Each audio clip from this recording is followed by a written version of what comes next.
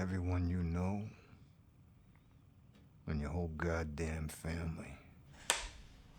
Action! 3, 2, 1, go!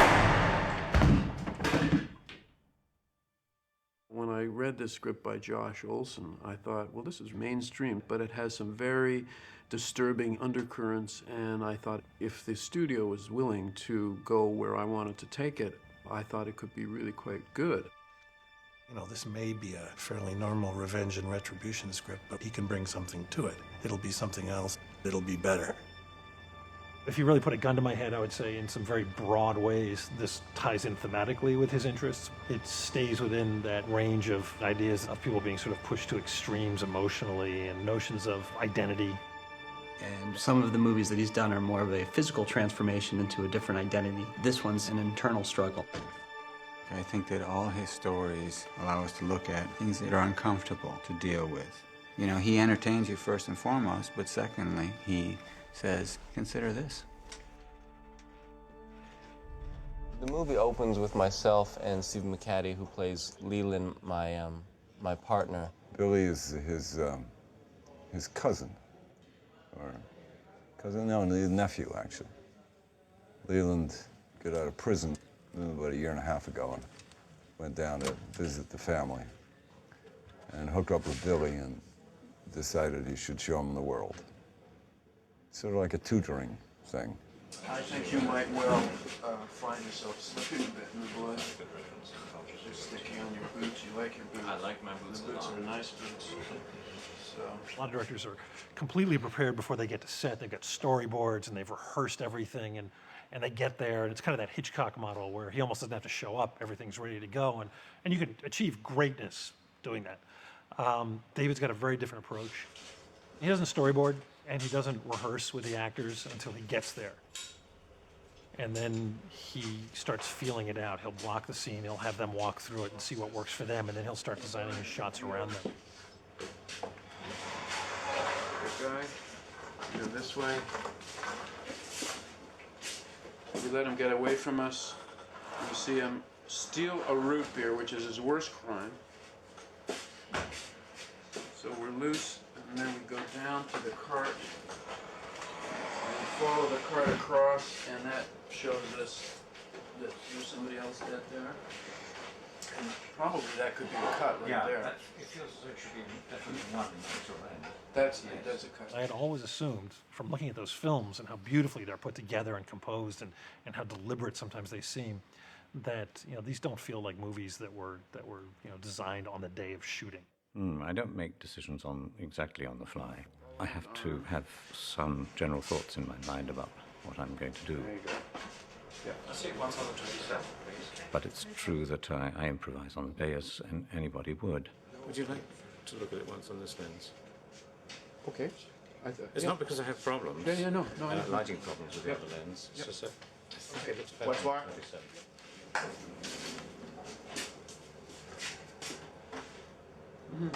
Yeah, it's nice. You get a better feel. I agree. With David's movies, some people might think of effects and blood. Multiple stab wounds in the chest. Throat cut. Your left arm, put it back. You can see your throat better. Lots of blood on the floor. Yeah. It's never gratuitous, just for the sake of splatter, like zombie movies or something like that. There's a reason for it. It has its place in the picture. His preoccupations have shifted over the last few years. He's more interested with what's going on underneath the surface of the characters. Maybe as you come by, there's something you could reach for. You find your hand and come back. I'm not sure what. Let's think about that. Yeah. Maybe you ring the bell. I don't know. Yeah. Maybe you just do that. Give the bell. We'll bring it closer. Maybe which would alert the little girl, as well. Right. Often actors are worried about small, fussy, detailed things, which in the hysteria and the pressure of production, a director might say, well, I can't worry about that now, or it's not important, or no one will notice, or whatever. And roll in. Play 9, take 7. I try very hard to set the production up so that there isn't that hysteria, that I do have time and space and a crew that understands, including very much the director of photography, that these details do matter. Action!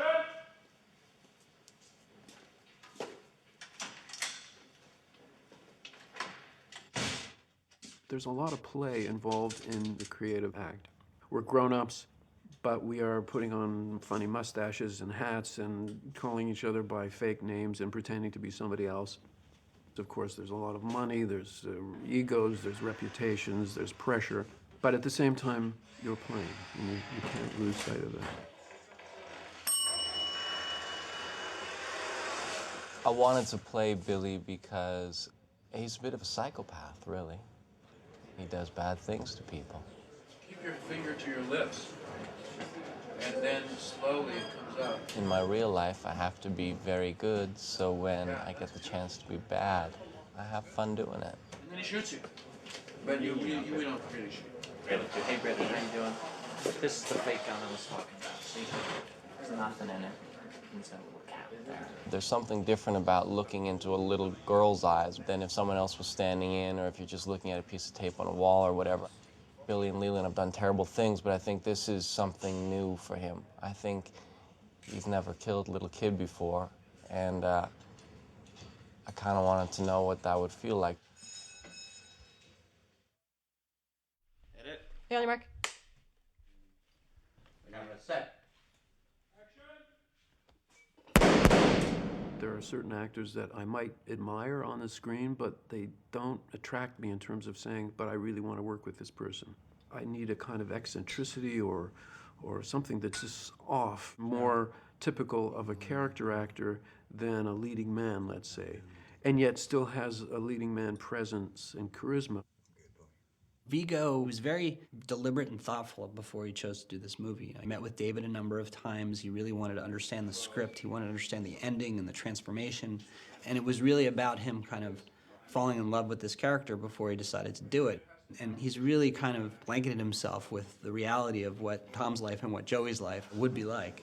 In terms of the way he approaches acting, I've never met, nor has Carol Spear, my production designer, met an actor who bought things for the set, was doing set decorating. He would go away for the weekend and he'd visit his parents or whatever, and he'd come back with little trinkets.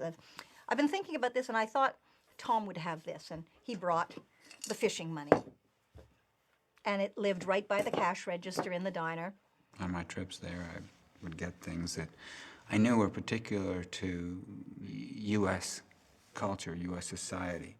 A lot of the symbols that we accept as normal that have to do with guns and extreme elements of hunting are very aggressive. It was interesting just finding these things in different stores and like that and looking at them. Whether Carol would use them or not, it didn't really matter. I would have them in my dressing room. The set that Carol built, it was a beautiful job of art direction and construction and sort of movie magic. You get jaded, but you forget the magic of cinema, that you can actually build something. Viggo walked down the street in Millbrook, picked some garbage up at the door of his diner. We cut inside the diner. He walks in and has a dialogue scene. You can see the shops and the people and the cars outside, but the interior is all built here. It's the simplest thing I do, is to cut from an exterior in Millbrook to an interior on the stage here. You shoot, then he's down on the floor, so you lean out like, you don't lean out, but you then goes out like that, all right, and then you open yourself to the camera. This was my first squibbed, dramatic, fly-through glass, cool death. Brass plate, special rubber, small little explosive called a squib. Stick that in there. And these condoms full of blood. You put that over top of the explosive. And you take this whole thing. This goes under the shirt. Fires off, the little explosion goes, you get a hole, blood comes pouring out. Cut. Pretty good. Cut. Want to put the glass in? Yes. At first, they were going to have a double that they had lined up, and as I was just looking the way that they were setting the shot up, I mean, it's a better shot if you actually see me go through the glass, and I'd have to cut around it. So I offered up my body. And also, I mean, how many times in life do you get to fly through a pane of glass? Speak. Set. Set. Action.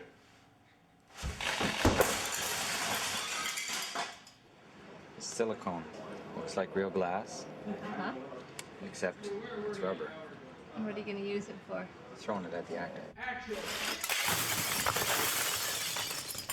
When you consider the lives that most people in the world live, they're visited by violence very often.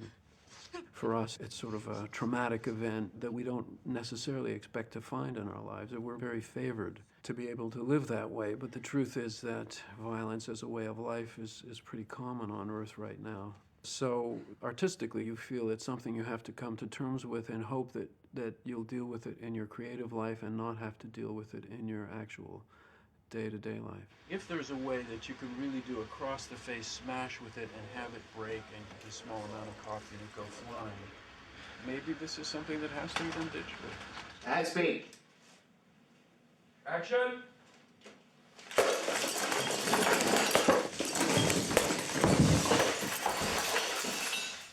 Cut. You all right? Yeah, I'm great. I think that violence is an unfortunate but very real and unavoidable part of human existence. You can't really say that it's never justified. You can say that it's never very attractive, though. It's not glamorized or, slow motion and blood flying through the air. When you got your gun to his head, say blam. Seriously. Okay, Say blam. And do a bit of a jerk. And Did that, but I didn't have to do it for your sound. Yeah. Because we can't see it, so that you can get away with that. It was about real brutality, the kind of violence that you would actually see in a street fight, for example, a kind of ungainly and not too graceful and very bloody. Action! Yes, her! Fuck it! Do her!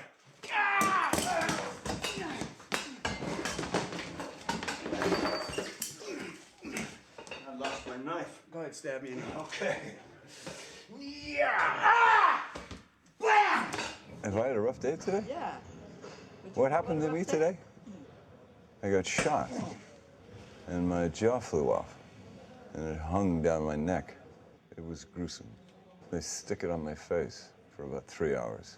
For that particular scene, I even made like a little rubber tongue for him so he can just like, shoot it out. And then I was lying in a pool of blood. Action. The tongue out more. Okay, and then go still. Okay, we can cut. I don't know why he deserved that. Part of what the movie is how the violence and the extreme violence that takes place in this town that's not used to something like that affects everybody. When Tom kills the two guys coming to the diner, they're going to kill everybody there. No question that he's justified in his self-defense, but I also think there's no question that even without the character of Joey lurking within him, there's a huge cost to whoever does these things. What happens to you when you do that, and what happens to the people around you when you're sort of an ordinary American household? You see Tom Stahl having this situation thrust upon him in which he reacts instinctively, so violence ensues, but he's congratulated for committing these acts of violence. In fact, he becomes, a small-town hero. I was scared. Those men, they were going to kill us. There was no doubt. You could see it in their eyes. And then Tom saved us. Tom's a hero. The fact that in the United States, violence is celebrated, it tells you that as a society, we have a long way to go. And we sort of become inured to violence because it's just relentless, it's constant. So you're never really allowed to take a break and think about what just happened. Charlie only Mark. Camera. And background. Action! Fucker! Fuck! Come here. Are you laughing? Are you laughing now, you motherfucking cocksucking piece of shit? There's this sort of obvious theme in the story of duality. In Tom's character, we see his journey, but Jack also has a very specific sort of shift in character. Action! Come on, you punk-ass bitch. Shouldn't that be little punk-ass chicken shit faggot bitch? One of the first scenes Jack has in school, there's an altercation he has with one of the bullies, Bobby Jordan. And we see Jack able to really diffuse the situation through his charm and his intellect. The son is very smart, very sensitive kid who all of a sudden has to look at his father in a new light after what he's done. And because it's a small town, has to deal with all the kids in his school who know everything that's happened, and it changes the way they perceive him and changes the way he perceives himself. How's your dad? I don't know. A little weird. Well, after what he went through, I mean, actually killing someone, that's enough to freak anybody out. Yeah, I guess. So your old man's some kind of tough guy, huh? You have this kid who's sort of at this pivotal age and starting to figure out who he is. And we raise our kids and tell them, you know, this is how you deal with problems and so forth. And then you see your dad pick up a gun and kill somebody. And no matter how justified it was, that's got to shake your sense of how the world works. We had him boot him in the ball, takes him down for a sec, comes through with a backhand, which is then do. Don't go over there completely. Remember, we had it just in here and then continue. Grab them, fire into here. We had boom, spin around, big touch here. Boom, down to the ground. That's where you can come up with a bloody nose. Send up into here. Slam, a real good hard slam, and then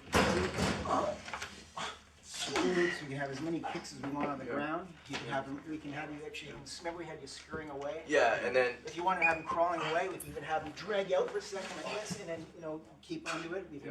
We can throw a head kick in here. There's a lot of different options we have. Yeah, I think that would probably be enough up to that point. Yeah. Action! Oh my...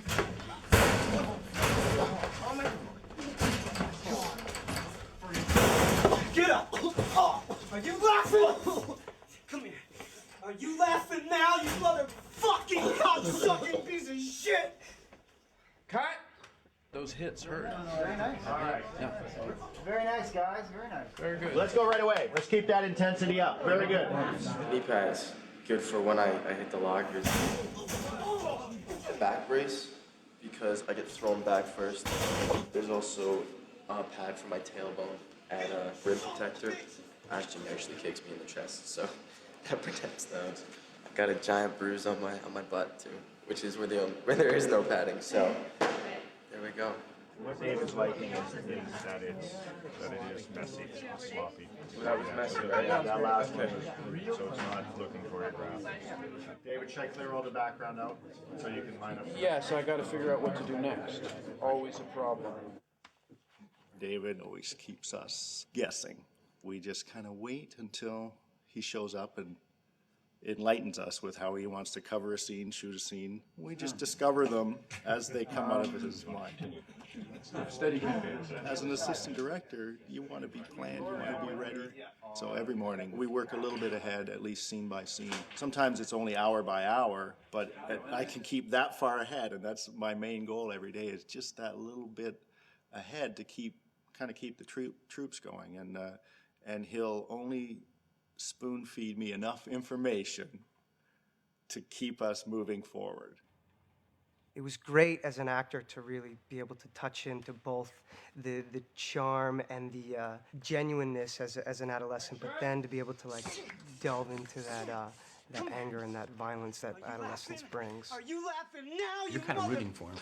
Everyone's been picked on at one point in their life and wants to just explode, and I think that's something very relatable. This would be as close to an in-house studio movie as I would ever have done. You know, it's tempting because of the marketing abilities of the studios and the muscle that they have, and everybody knows the possible downsides. But once you've decided you will do this project, creatively, it's absolutely no different from any other film. Do you think it could work if I said it with conviction? If you really... Listen, largemouth. If you really believe it. If you really believe it. Listen, Perchy. What day is it today, Jimmy? It's Fish Friday today. It's Fish Friday. Fish Friday. Fish Friday. Fantastic Fish Friday. Viggo Fish Friday. Fish Friday, baby. Need you ask? Fish Friday. What goes good with fish? Beer? What is Fish Fridays? I don't know what they came out of. I don't know why. I got a couple of shirts with these bass on them. You know, I brought certain weird clothes back that people in Millbrook might wear. Other people said, oh, do you have any more? So every time I went back to visit my mom, I'd get more of these shirts. And I just kept bringing them back. But we started wearing these shirts on Friday, the first Friday, you know, Fish Friday. Today is Fish Friday. Okay, Chris? Yeah. Chris, I know you're a producer, but could you do it with some sincerity? That's I tough know for me. That's going to be hard. Sincerity. Today is Fish Friday. That's beautiful. Aces, that's the most convincing he's been for the whole shoot. The Zen-like atmosphere on set, it really does come from the top, and it really does come from the fact that he brings the same people in on most of his movies who he has very strong relationships with. And that attitude really does allow everyone to work at their peak. Fish Friday. And Viggo made it. And this is his sick edition, The Blood. Yep. It's no big deal, Dad. It is a big deal. His family is talking about suing us. Assault charges, I don't know what. We can't afford that, Jack. We don't have that kind of money. Or what, Mom's not gonna take the case? Listen, smart mouth. In this family, we don't solve our problems by hitting people. No, in this family, we shoot them! You escalate it, which allows him to escalate. If you don't escalate, then good. One of the wonderful things now and then that just amazes me working with David is just this kind of really nice sense of family that I see with, you know, we have Carlo, who's a grip, who used to work on all of David's films 20 years ago. Scotty, Ella, the gaffer, same thing, 20 years ago. We all worked together. It's a wonderful thing. He's just loyal to all of his people, and we work like a family, and it's a really nice situation. When you work with the same group, you can't fall back on anything you've done before. It's a constant growing process, and it's creative in the sense of like, let's try something different. Let's do, you know, you can't do the same thing or fall back on what you know. You're constantly trying to do something better. You feel some eyes on him. He looks and he sees Fogarty, Ed Harris, watching him right there. He feels that. The compositional process is a little outpouring of ideas each day of how you feel about certain things. So coming to the set starts that process. Seeing some of the footage starts the process. Even seeing Viggo in his Tom Stahl wardrobe starts that process. The work that I've done with David over the 20 years and 10 films, everything I've learned about movies is kind of in those films. Like you can see my growth in all of that work. This is one of the perks of directorship, is you get to test drive some of your picture codes. David is a very nice, normal guy. And then you see some of these movies and you're like, well, where the hell does that come from? I want to know what David does when he goes into his trailer at lunch and in between takes. You know, it's kind of a big mystery. I've heard things like sleep. Maybe that's where the weirdness comes out in the trailer. Maybe there's some sort of weird ritual that goes on in there. Everyone is so afraid of him or thinks that he's a strange man, but he's not. Usually we shoot a film every 2 years. But I have a little loophole that people don't have, is that I'm his private barber. So other people only see him every 2 years. I get to see him every month. Everybody loves it because it's really you. So I've got a petition, and all the women on the crew have I signed. can't believe this. Is my wife's name here? Keep going, keep going. All right. 2 pages here. Okay. Anyway, it's something for you to keep and think You don't like about. those sort of serious kind of... For yesterday's scene.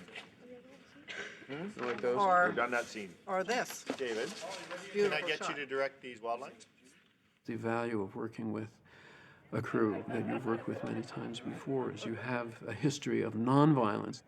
I've had suggestions that I've incorporated in the films from just about every member of the crew. You totally have to leave your ego at the door when you're a director. In honor of the last Fish Friday, enjoy your fish!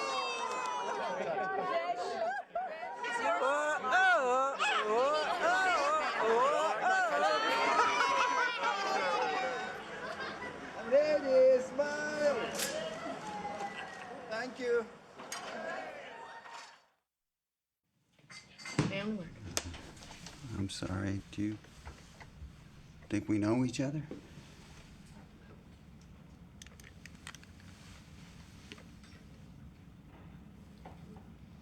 You tell me. My character feels that he was done a severe injustice some years ago, and he's coming out to set things right. Eye for an eye, as far as he's concerned. This man is not just casually noticing that perhaps this is somebody from his own past. He has a vendetta, and he has to be scary, he has to be real, and he has to suggest a whole past without verbalizing it. How long does it take to put the scar on? It's an hour and a quarter. An hour and a quarter. There's a lot of life underneath what's going on here for my character in terms of the past and the history. And he's in the position of power because he knows the truth. And so he carries that with him.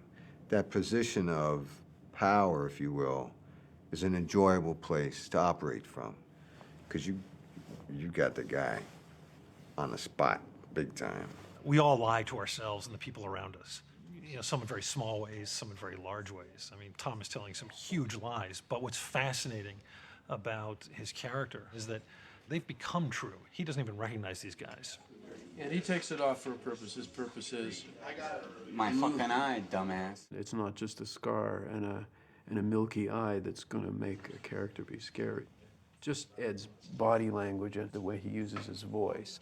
And he has disdain for Tom Stahl's wife because she doesn't know what she's involved in, and yet she's very feisty and angry with him, and he expresses it with a kind of scary humor. And it scares her, and it should scare the audience as well. He really pushed me in a really exciting way. We were doing this scene in the mall one day, and it was my first scene with him. Nothing to worry about, Mrs. Stoll. I've been watching over her. You stay the fuck away from my family, son of a bitch.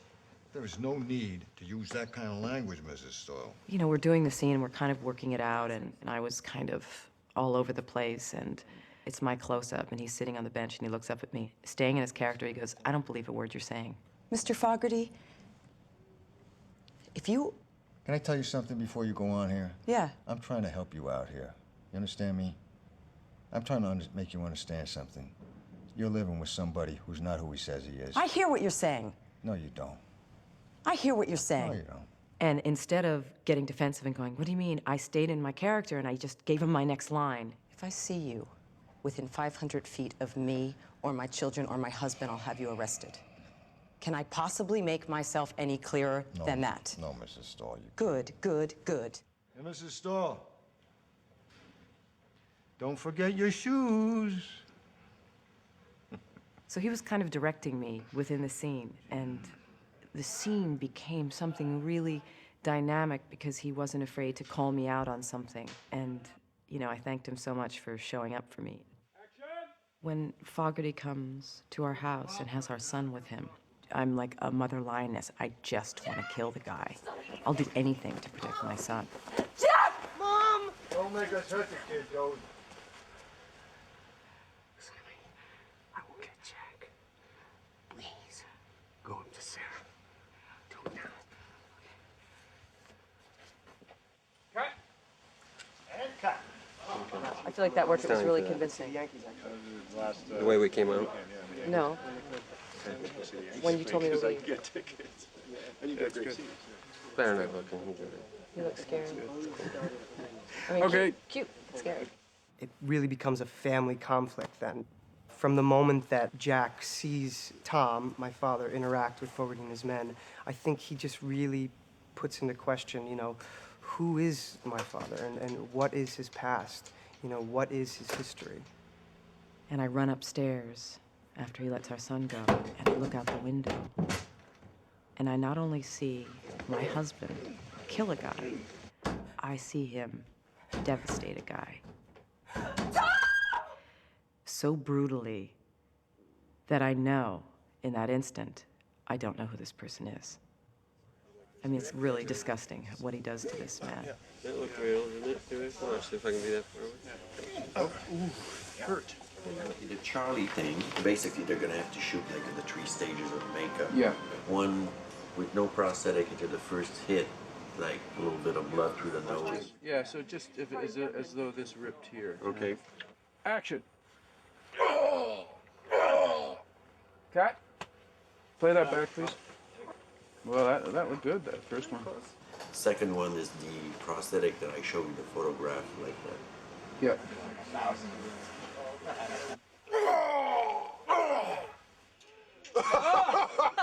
And then the third one is the really crushed one with the green nose. Yeah. I have the prosthetic makeups done, and I have the green face with the mashed up nose in the middle.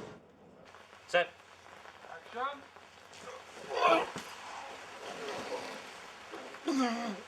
The green screen head will be shot in front of a green screen backing. To make it simple, because the best way is always to keep it simple, is with a syringe, with pressure in the syringe, we're blowing that through a blood system in the back, which goes to 4 selected holes that Stefan had chosen where the blood will spray out from, as if the bone in his nose had broken right up through to his skull. On a David Cronenberg movie, you know, it's not going to be just any other movie. It's what we call cinéma d'auteur, you know, and he's definitely an auteur.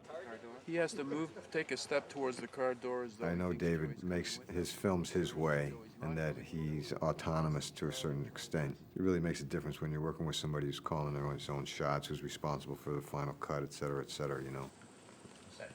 Action! You won't need your toothbrush. We'll take care of it. Not that you can't come up with stuff, not that he doesn't listen to new ideas, no, not that he's not a collaborator, but ultimately it's his film and everybody understands that. It doesn't matter if I agree or not with his take on it. I know he's got a point of view about it. And if David hadn't been directing the movie and they asked me to be in it, I probably would have said no. The difficulty in this film was trying to get things that I liked, that I felt were suited for the character, but at the same time, that I could get multiples of. It's really hard because you can't just pick something because you think that artistically it's right. You have to pick it because you can get 6 of everything, which you generally get if there's shooting. We shoot him 6 times tomorrow, which is these 6 right here. And this is Ed you're talking This is about? Ed Harris, yeah. It's Fogarty. And hopefully all of this stuff will be enough to shoot the poor man 12 times. And then Frank, on Tuesday, gets shot twice, I think. And then over here is Charlie. Charlie gets whacked in the nose like this, apparently, and spews large quantities of blood out of his mouth. So Denise is getting 2 or 3 more of these, because it's a lovely blood color. So he dies, he dies, he dies, he dies. Everybody dies on between tomorrow and Tuesday. I'm kind of glad you killed those guys. You don't want a 17. I had to drive all the way up from Philly with those 2 guys. I can imagine. So you don't mind? Well, 3 against 1, you did pretty good. You got 2 of them. You shoot better since you lost that eye. You should thank me. Yeah, probably. Viggo and Ed actually worked out a backstory, which was something that was never necessary for anyone else to know, but they knew what their history was. And it had to do with when Joey came to Fogarty's house and his wife was upstairs and, you know, and there was violence and then she came downstairs. You know, they had it all worked out in great detail. Hey, this is an empty gun, guys. Thank you. Okay? Where do they go? It's full of emptiness. It's supposed to be sensitive, right? So they're It's kind of a perverse twist on it, the classic wrong man scenario. You know, we play it completely straight throughout. There's that pivotal moment, I should have killed you in Philly. And it's like, oh, now you know. It's like, oh, wow, this is our guy. And I think that's something David really likes to do, is to screw with our sense of who a character is and what they're about. You got anything to say before I kill you, you miserable prick? Should have killed you back in Philly. Go right away, please, guys. Right away. Working with such a talented cast for my first feature film, Gun is hot, folks. I really tried to just soak it up and watch them. I've come down to the set a few times when I wasn't working just so I could watch some of their takes and study their craft. In doing so, I'm also constantly pinching myself because I'm standing across, the set from Ed Harris. Is everyone ready? Cameras ready? Good. Gary, go hot. 3, 2, 1, fight! How'd it feel, Ashton? That's awfully good. Is there any value to that? I got a story. I got a story to tell some people. Thank you all for welcoming me and being so nice. I appreciate it very much. Have a great rest of the shoot.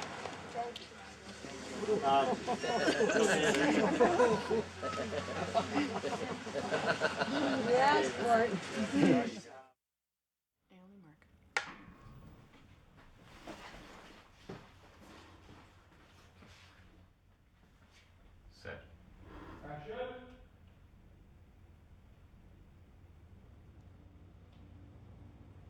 Tell me the truth. The easiest thing to do with this movie is play more with the is he or is he not this guy, and that the overriding kind of surfacey tension of the movie, but the character stuff, the meat of the movie is really what's going on with Tom and what's going on with Edie as they struggle through their relationship. I like this idea of, and tell me what you think about this at the end when I go over there, I'm just having those thoughts now. Oh my God, my whole life is a sham. Yeah. You know, David's scripts are really lean because he is interested in the actors filling things out. In a sense, they are the custodians of their own characters. They protect those characters. They want to make them integrated and whole. And you as a director really should listen to that. You really should not move them around like pawns on a chessboard. You should allow them to be alive and to collaborate with you. And you know, from this point on, I feel like I can, you know, barely stand up, basically, in my opinion. Yeah. You know, so here, more, you know, here, but not just... I think I don't have it together, and that's why I go there, right? Let me be honest, when I first read the script, I thought, supportive wife. And then I read it again, and I started to find some things in her that she was more of the man in this family than Tom was. Then when it changes, she kind of is forced back into this feminine, receptive, vulnerable place. And as soon as I found that shift, I started to look at it differently. This killer that Fogarty warned me about. I walk in and it's the first time I confront him. And when I actually hear the words that he's not this person, it's like a physical thing takes over my being and I just run to the bathroom and puke. Maria had a really nice idea of going into the bathroom just for a second and then coming back out. And we don't need much, obviously. How much time do you have? Because that comes out. But enough. Yeah. Peter's so slow that you've got hours. That was a bit of a surprise because it was not in the script. We had an extra door on the set, but which was mainly for crew access, so that they wouldn't be stuck with one door to get into a set. So all of a sudden, she's running out the door, and unfortunately, it's the sound man or something. He's not really slow, but he can tell you how long it takes. We were running around frantically looking for extra flats, and luckily we had a couple of extra sinks and toilets, which we were able to get into the set on time. But it was instant set. And with David, you don't just build a corner of the set. You like to give him the whole thing, because you don't know what's going to happen. It's very interesting in a scene like that not to play into the other actor's energy, not to make it about Tom, but to keep in your own character's energy, because it's really traumatic. What are you? Some kind of multiple personality schizoid. There's an anger there, but it's not just an anger with the person who in some way has deceived you or disappointed you. You're also angry at yourself for falling for it. Jack's name? Sarah's name? Stahl? Tom Stahl? Did you just make that up? And let's clear the lights for now, guys, until we find the shot. We very rarely talk about visualization because we both like to discover that as we get close to the movie and see the different elements that go in front of the camera. 27. You might even manage it without taking the board out. If I'd come up with a formula, say, oh, let's put the camera off level, it would no longer have an effect after a couple of minutes. Oh, you know what? This is different. It holds very, very nicely. Yes. So I think we rely on what's going on under the surface of the story to give that off-kilter feeling rather than an obvious formula in the imagery. Okay. We shot most of this movie on a 27mm lens, which is quite wide, and is not a normal lens that you would use for close-ups, but I think over 90% of the film was shot with this lens, and it's just trying to find a coherent, cohesive visual equivalent to the psychology of the characters and the dynamics of the rooms and how people occupy their spaces and so on. One way to do this, I suppose, would have been to look at everything that's Tom as Tom, and then everything that's Joey is Joey. But what I think is more interesting is to blend them, and then you sort of waver back and forth, especially in stressful moments or as things start to break down. It's just to see some bleed through. I spent the next few years becoming Tom Stahl. And Edie, you gotta know this.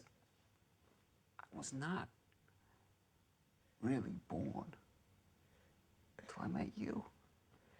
It is not a lie that I did fall in love with Edie, that I still love her, that we had kids that I love. I that we name together. None of that is a lie. I now believe that completely. I needed him to be convincing as both halves of a role that requires an almost a schizophrenia, that you can be several different people that appear at different times. We create an identity. In other words, it's not something that's there completely genetically. There's a lot of will and intelligence and creativity that goes into creating an identity for ourselves. I can't believe this is happening.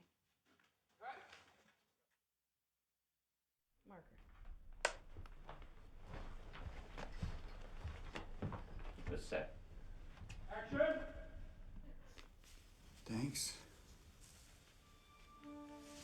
Edie. Edie! Get off of me!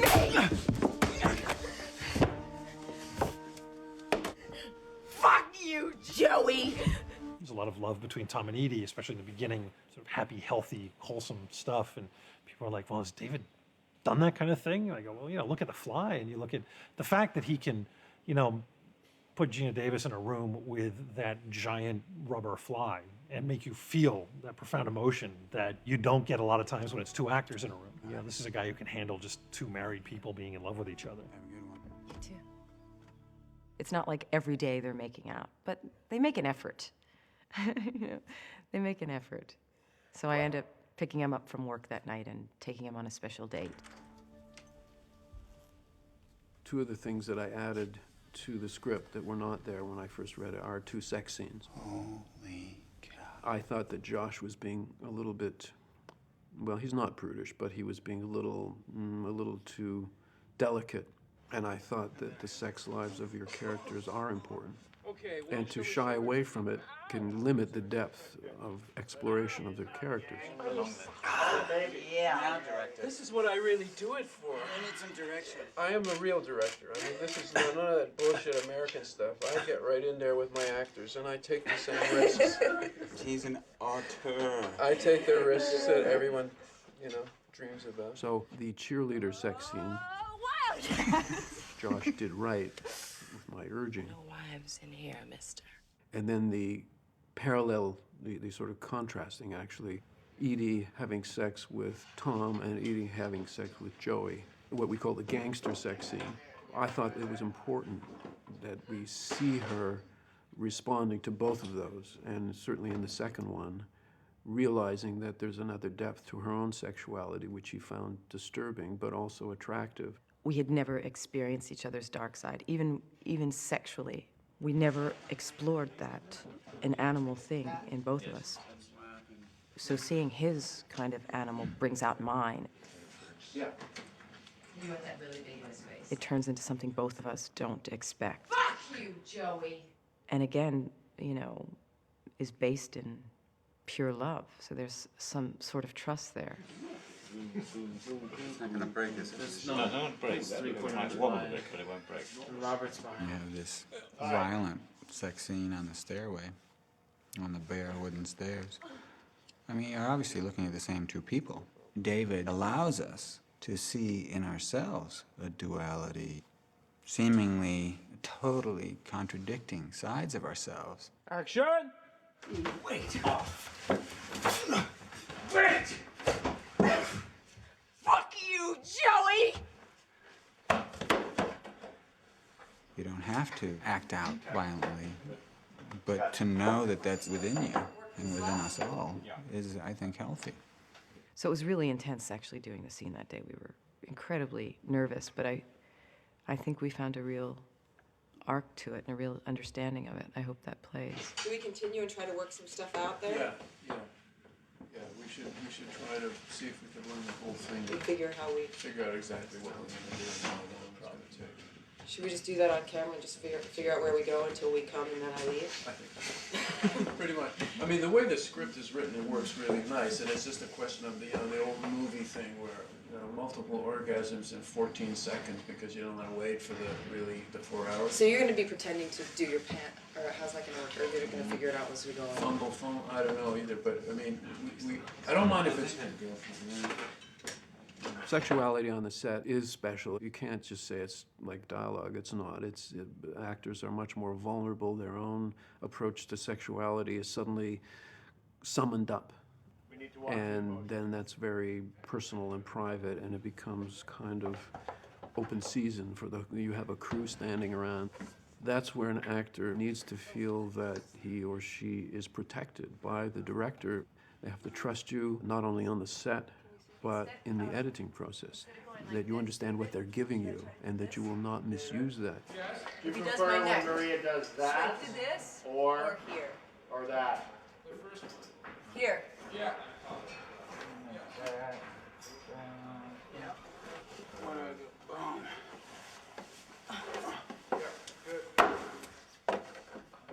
Let's do final touches. Au noble tweet. Sois forte, sois vite. Nage bravement. Va vers ton destin, inévitable destin. Celui d'être dévoré. Dévoré par une grosse tabarnak. C'est ça. Montre-moi donc ton visage. Rhonda, second team. Et puis, là derrière. Non, ça se voit pas. Ça se voit pas? Parce que la caméra était juste là. Je sais pas. Do we see... Hey, David, are you just seeing this up in this shot? Okay.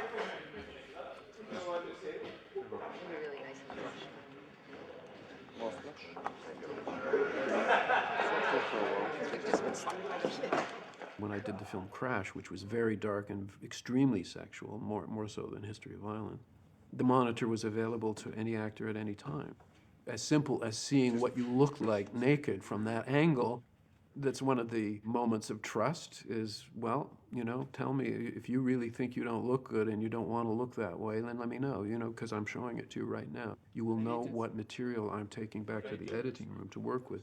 Had your moment of realization that, hey, I shouldn't be doing this. You really pulled away from her. Okay. Quite far, and that gave her a chance to grab pull you herself and pull up you to me. really back.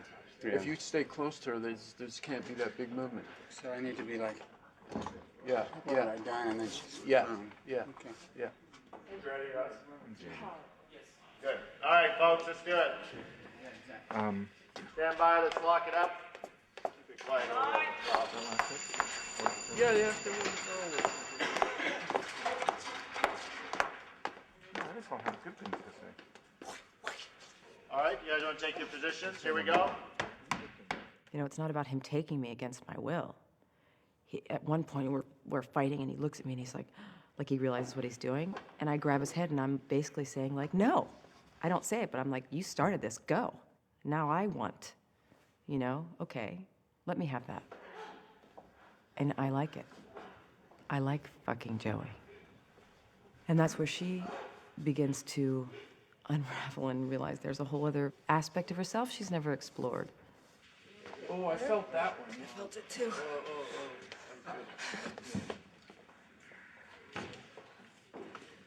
The wounded. You're the walking wounded. Viggo did everything possible to make sure that when they were doing their first scenes together, they were already a bit of a couple. I don't mean literally off screen, but they had spent time together. They were getting to be friends. From the first minute I met Viggo, just felt like we were brother and sister, like we'd known each other forever. The more comfortable you are with each other in a personal way, the more your characters can bring things out of each other in a dramatic way. It's quite an interesting process.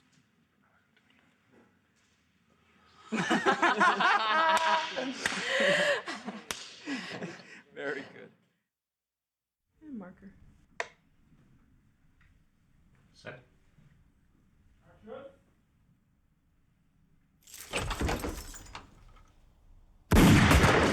In Josh's original script, Richie was not Joey's brother. He was a friend. And I said, no, I really think Richie should be Joey's brother. I think there's a whole other layer of illusion and metaphor and psychological intensity by having them be brothers. Richie is presented very strong. I've never done any character anywhere near close to that. Certainly not to in a film with a large audience. William said to me he thinks he has a few afterburners he's never fired up before. And I said, well, I'm going to ask you to fire them up for this role. How do you fuck that up? It changes with me how you enter into a different character physically. My preference is to transform physically entirely. Because then you have the Memphis doing an affectation. Yes. Because he's all affect. Yes. It's all. He's just better. It's a relatively small role in terms of screen time. And in fact, William was really only on the set for 5 days to play this role. But it's absolutely a critical role. It has to be compelling, it has to be convincing, it has to be charismatic, it has to be scary.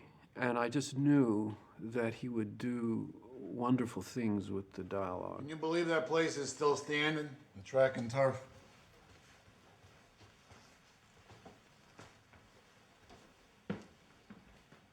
Can you bang Joe Levy there? Richie started for me with the accent. And I worked on this accent with a guy named John Nellis.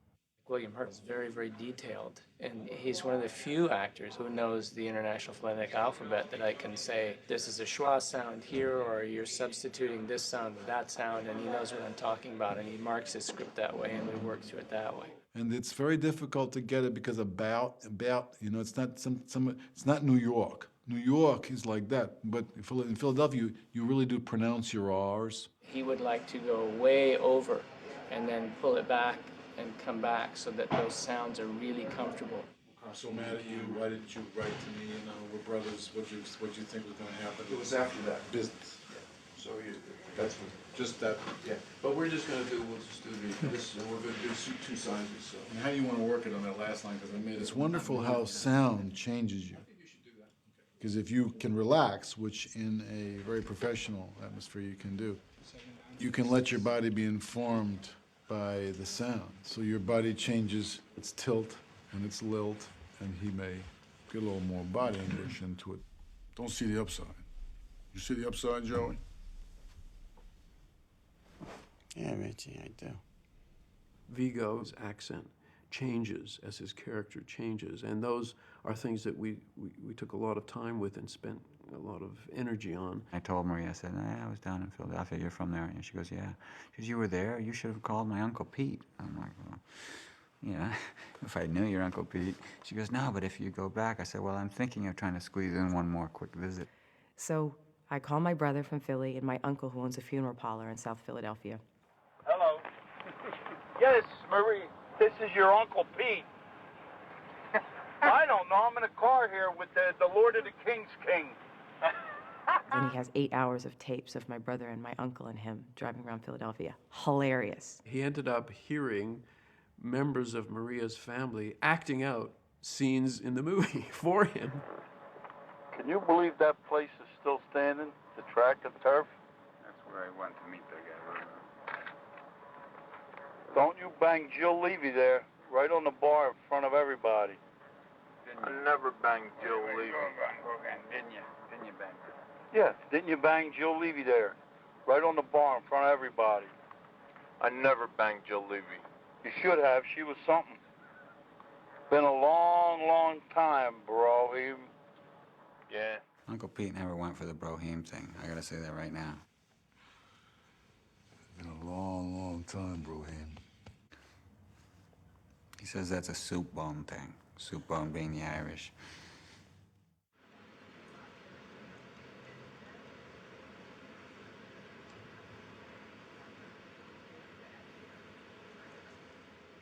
I'm going to cast my ballot for the USA election. I voted absentee. I already sent it in. But I should vote here as well, shouldn't I? Okay. Voting station. This is Marcus Streeper. He's here Streeper. from... Pardon? Streeper. I'm sorry, sir. He's here from... Austria? Austria, and he's here to monitor on behalf of the UN. That's it. Terrorist beware, UN bomb-sniffing dog Rosie. Is that Rosie? Rosie. She looks pretty scary. Okay. I'm doing that. Now you enter from the right-hand side, Canadian side, please. See, that's the Canadian side. I did my duty and I voted as a Canadian. I voted in the American election. Now we'll tabulate them at the end of the day. Because I was going to do this movie, and I knew instinctively, and it's only been confirmed more and more each day, that this had something really serious to do with U.S. culture, U.S. society. That sort of expansionist, aggressive, willing yourself to do things, which can be both admirable, but also can be really pig-headed and destructive. But in even Tom, there's obviously something really destructive to what he's doing, to this lie, what it's doing to his family. But on the other hand, there's something really positive. And he's doing something that's very difficult to do. And that is, in spite of his experience with extreme violence as a young man, he is willing himself to not be violent. William was sort of testing me and interested in the fact that since 20 years had passed, there's a maturity to Joey, so that the first couple of questions... Didn't you bang Joe Levy there, right on the bar in front of everybody? He knows I never did that. And he knows I know he did that, probably. Viggo immediately took time off from a tremendously busy schedule, and we started working right away. Right off the bat, I launched into the Cain-Abel parallel, the brother versus brother issue. And one of the first notions I had was that Richie longs for his brother to be his brother again. Okay. Very gorgeous. That's brothers. It's so interesting the lengths that Joey goes to create another life. Want anything? Richie can't comprehend that any more than some people's parents can understand their children's choices. So you like that farm life? Milking cows and shit? To him, it's a joke, but it's not a joke to me. And it's only very reluctantly that Joey is drawn back into behaving violently again.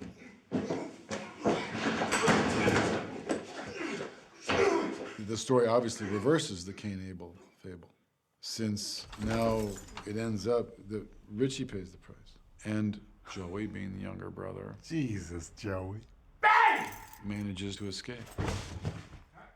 The day we shot this with William on the set, Stefan put a actual bullet hole in his head with prosthetic. What we did was got behind him with an air rig filled with blood, and the actor just had to lean back against this thing. Jesus, Joey. And cued by a dialogue, we hit the button which opened the solenoids and blew the back of his head off. So William, if you have to blink, just blink. Okay, thanks, David. Head up, sir. You watch David review the tape in the monitor, and it's uncanny. Action! Blood! Because his concentration is absolute. He's looking at that thing, and he's not affected by anyone or anything that's happening on that set. Not anything. Cut! The thing that actors really want is to know that they are being observed. They need to know that you, as a director, are watching them.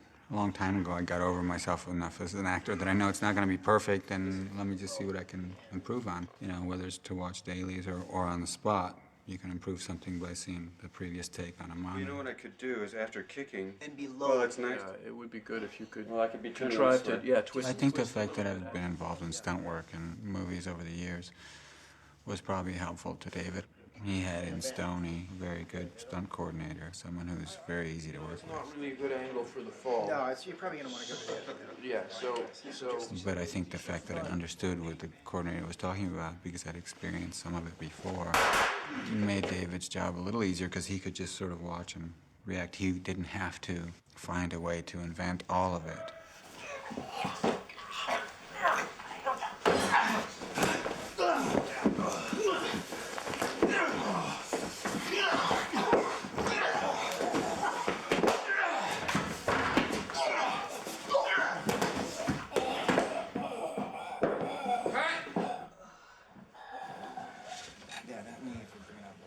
Sound effects were good.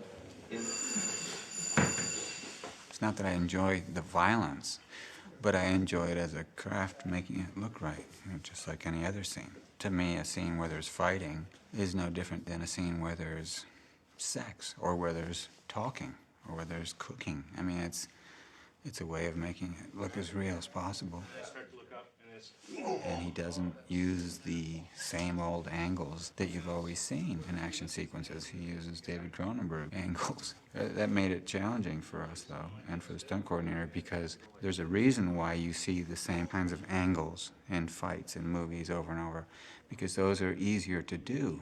You know, you can safely look like you're punching someone or doing damage to somebody without really coming even close to them. But the angles that David wanted to shoot a lot of times made it very hard to make the fight or the blow or whatever look real unless you were really close to the person's face or whatever. So it made it a little harder. So don't kick so quickly? Yeah. It's kind of nice to the timing, though. I know what you mean. Do Yeah, one. Do no, one with yeah. I like this. Well, it timing, gives him and a I'll chance print to it. beat. He's trying to keep the garrote on me, too, right? Yeah. Yeah. Do one just a fraction longer. Is that what you mean? Right? Yeah, before the kick. Yeah. Good. That's starting to sell. work, yeah. Just print that. Good, one. Ian. Yeah. All right. Very good. He'll get a Stuntman's Association belt buckle out of this. Nice. Yeah, Richie would not have a Ruger. It's just not classy enough. But he would have a titanium coated Walther. I could really see Richie going for that because you're right. It is a much sexier pistol. So that suits Richie. We'll have that in his drawer. Very good. Excellent. Thank you. Thank you, sir. And that was that? That was gonna be that. Yeah. Would have been funny. I'm hot.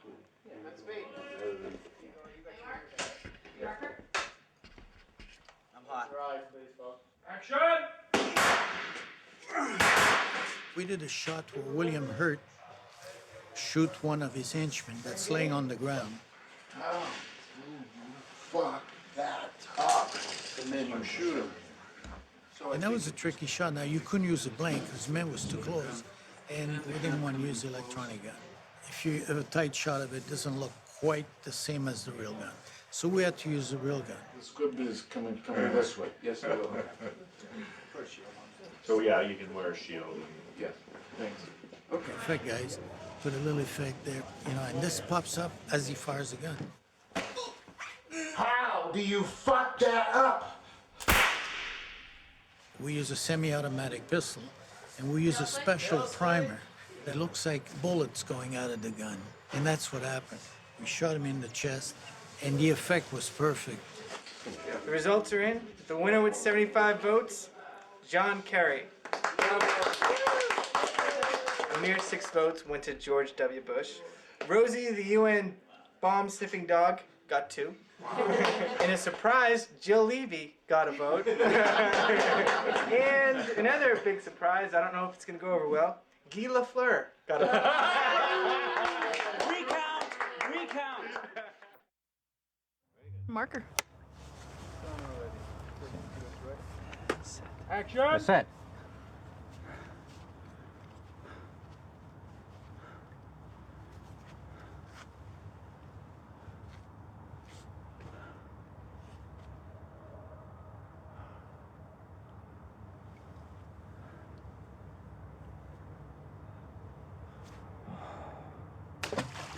I kept remembering the title, and the title very important. It's called A History of Violence. And I think the question is being asked whether violence is innate to us and whether a history of violence can become another history.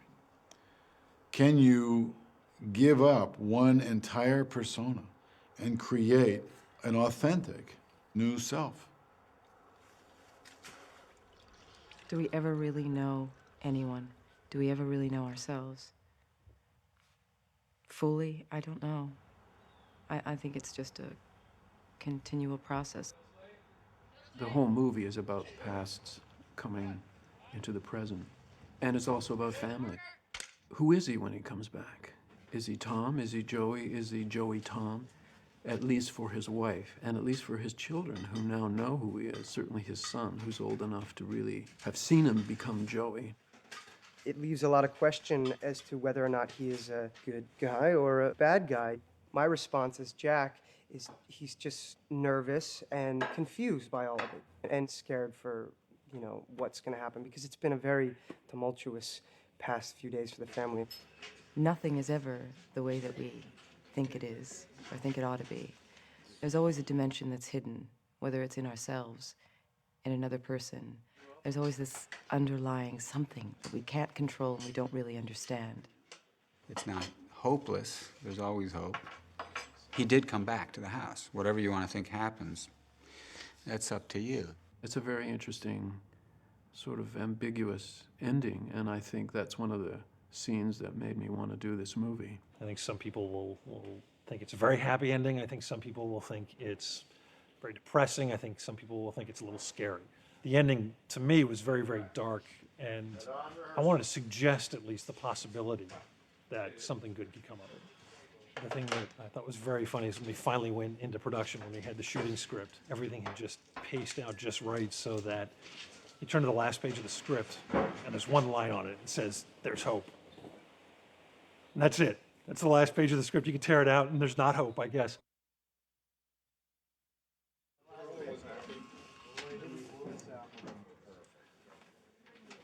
Need another one. One more, Walter. Just one more. All right, one more, guys. One more. Russell needs another. Speed. Mark, Marker. we're set.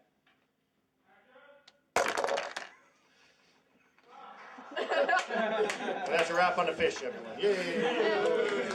Thank you so much for a great film, a great show. That's a wrap. Thank you all very much. Thank you, Carolyn. Thank you, Carolyn. You're gonna cut those parts out, right?